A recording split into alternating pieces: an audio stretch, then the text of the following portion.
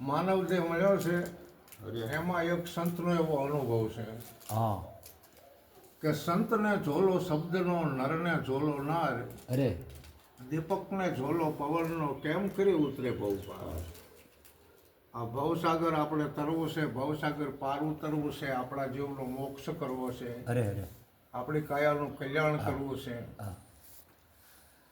તો એમાં સંતને કદાચ પાર ઉતરવું છે તો એને ઝોલો શબ્દનો છે.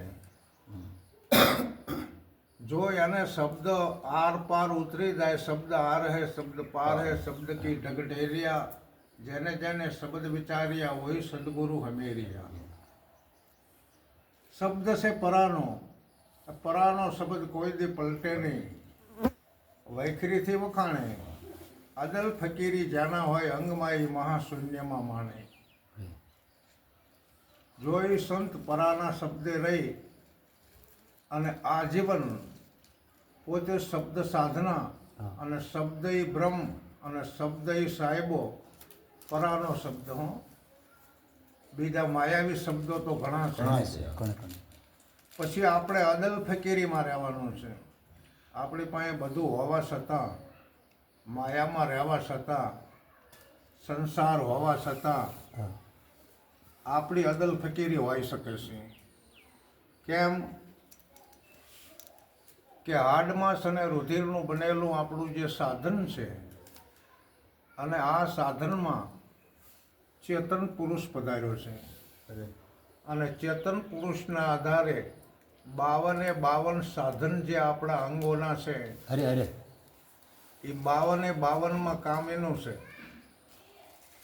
ચેતન પુરુષ છે બહારનો, પરંતુ 9 અને 21 જેને 30 કહેવામાં આવે, આવા 30 અંગો જેને કહેવાય પ્રકૃતિ અને ભૂતો, તથા જે અંતકરણો છે તથા પ્રાણો છે, આની અંદર ગુણો છે, ગુણ છે, કુલ મળી અને 52 થાય છે. એ 52ની અંદર ચેતન પુરુષ કામ કરે છે. સંતોને ગણવી છે બાજુ. શ્વાસા ઉશ્વાસા આમાં ચાલે છે, એ પોતે શિવ શક્તિ છે. બરોબર છે. એ બંધ થઈ જાય એટલે 52 અંગો બંધ થઈ બધું જાય. ખોટું છે ને બાબા. માટે સંતને જો સતગુરુ મળે અથવા સંતને જો સત્સંગ મળે, સત્સંગ મળી જાય અને પછી ઓહની સત્સંગ ધારાની અંદર રહે. બરાબર, અમારું શીર્ષક છે સત્સંગ ધારા એ જ ભજન ધારા. અને 8 પોર સત્સંગ ધારાની અંદર રહેવાથી એ અંત સમય સુધીની અંદર ભવસાગર પાર ઉતરી જાય. અને નરને કોઈ સુલક્ષણા નારી મળી જાય. કારણ કે નર નારીનું જે જોડું છે એમાં નારી મહાન છે, નારી નારાયણી છે, નારી જગદંબા છે. અરે તમે નજર કરી લો, જેટલી નારીઓ છે એ બધી જગદંબાના સ્વરૂપની અંદર જ છે. જો આપણને સમજણ હોય તો. જય મહારાજ. જગદંબાના સ્વરૂપમાં જ છે.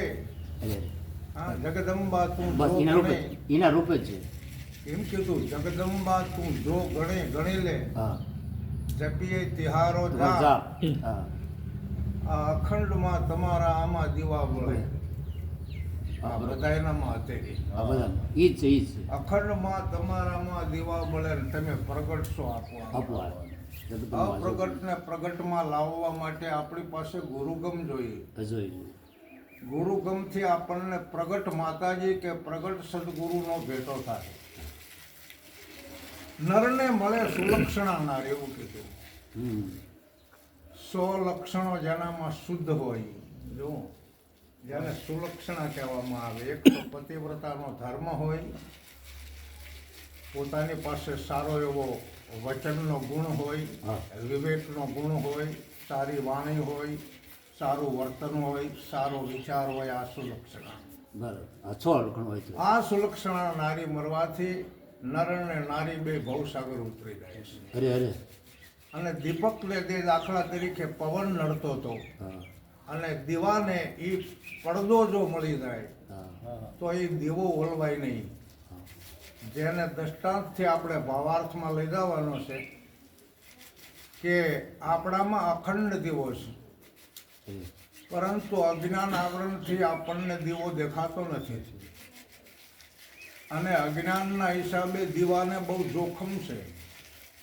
અને એને સત્સંગ રૂપી જો પડદો મળી જાય, સદગુરુ રૂપી જો પડદો મળી જાય, જો કે પડદે તો વાતો થાય જ છે, પરંતુ પ્રગટ વાતો કરવાવાળા કોઈ મહાસંત મળે હા પણ ક્યારે પ્રગટને આપણે ઓળખી શકવી કે જ્યારે આપણે એમને સમજી શકીએ. બોલો સદગુરુ મહારાજ.